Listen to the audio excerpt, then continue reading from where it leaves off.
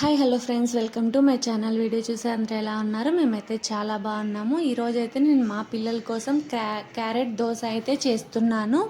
అంటే క్యారెట్లు అయితే ఒక 2 తీసుకున్నానండి. ఆ 2 మిక్సీ పట్టేసుకొని దోశ పిండిలోకైతే వేసుకుంటున్నాను.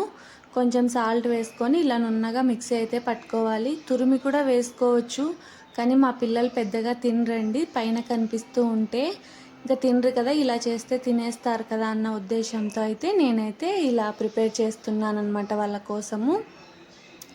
ఇలా దోశ పిండిలోకి అయితే కలిపేసుకోవాలి. ఇందులోకి కొంచెం ఉప్పు, కొంచెం సోడా పొడి వేసి, అలాగే ఒక 2 ఆనియన్స్ తీసుకొని కట్ చేసి వేసుకోవాలండి.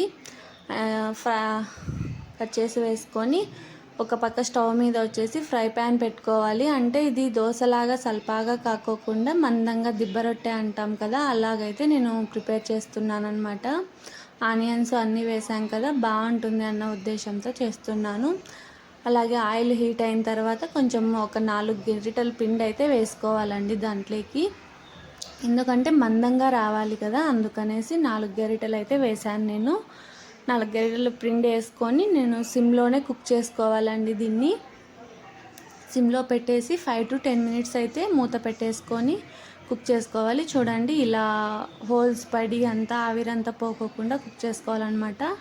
ఇలా పడితేనే కొంచెం బాగుంటుంది, లోపల వరకు కాలుతుంది, లేకుంటే లోపలంతా పచ్చి పచ్చిగా ఉంటుంది.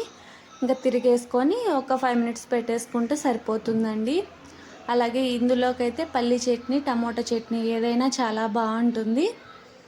ఇంకా మా పిల్లలు అయితే చాలా ఇష్టంగా తిన్నారండి దీన్ని. మీరు కూడా ట్రై చేసి ఎలా ఉందో చెప్పండి. అలాగే మా వీడియోస్ నచ్చితే లైక్ చేయండి, షేర్ చేయండి, కామెంట్ చేయండి. మా ఛానల్ని ఒకసారి చెక్ చేయండి. మా వీడియోస్ నచ్చితే మా ఛానల్ని అయితే సబ్స్క్రైబ్ చేసుకోండి. Thanks for the watching video friends.